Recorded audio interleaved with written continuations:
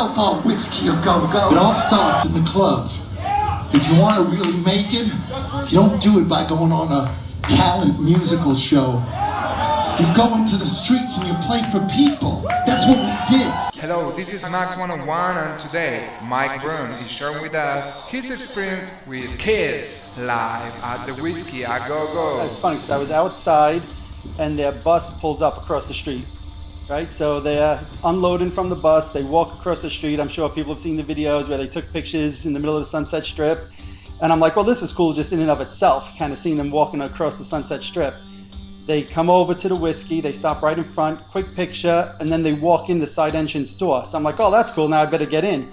Well, within 10 seconds that I'm walking in the side entrance door, they're up on stage starting Deuce already. I'm like, whoa, what the hell? Like, it's literally, it happened that quickly from the moment they walked out of the street to the stage. They started playing instantly.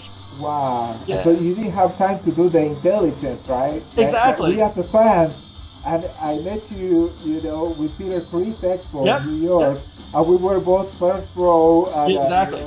Because we do intelligence before. Right, exactly. No, so at this point, I'm outside the club and the show's starting. So I quickly, I get inside, and, even though I'm one of the last ones in the club, I'm about 8 people from the stage. So that tells you just how small this place is. And I'm just taking it all in. I'm like, oh my God, this is absolutely incredible that I might be the last person on the floor, but I'm like 8 to 10 people from the stage. That's how close it is. And I feel like they're playing in my living room practically, Yeah, and it's like almost better than the Ultimate VIP. Oh, absolutely. And let me tell you why, because the stage is so small that they are not moving. So they are basically playing, standing up without walking anything. So you have them all the time, the full show, right there in front of you. Absolutely. So that's awesome.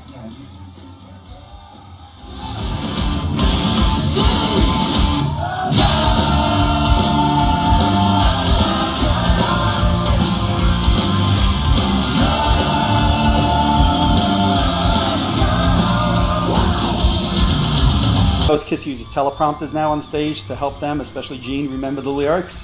Well, the teleprompters for the words were behind the crowd. Oh, wow. Think about that, okay?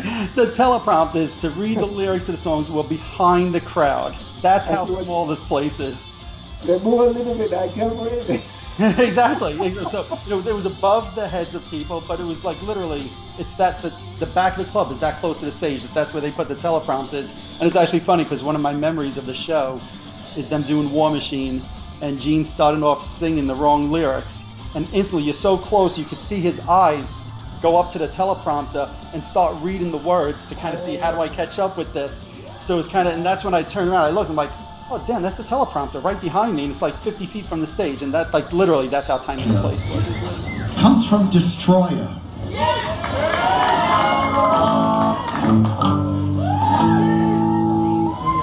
And the question is, do you love me?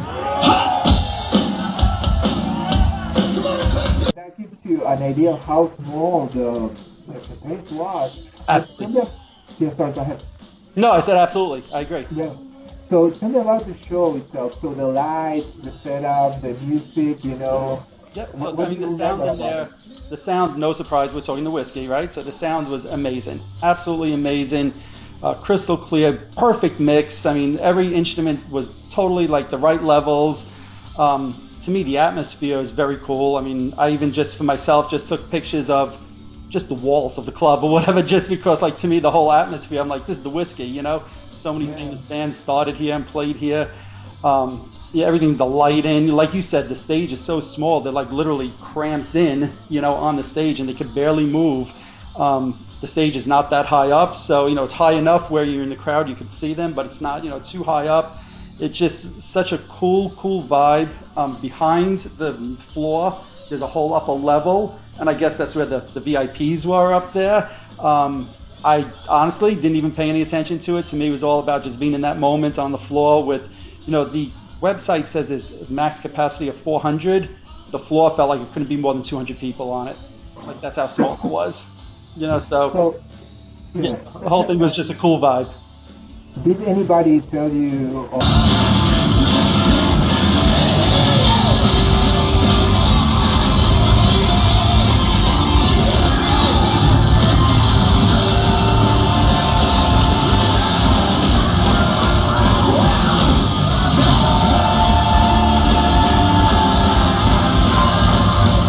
To the crowd, hey guys, you're not supposed to, any instructions, anything, or just Nope. nothing? Nope. They just came in and out. Came in and have a good time.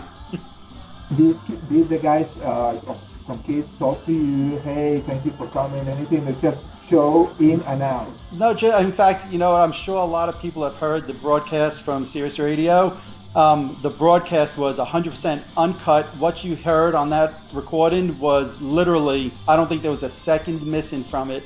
The interesting thing, though, to me, having never been to a show in California, the crowd was very laid back. Like, I expected it to be like, when we go on the cruises, the crowds are like crazy and so into it and singing every word and singing the guitar solos.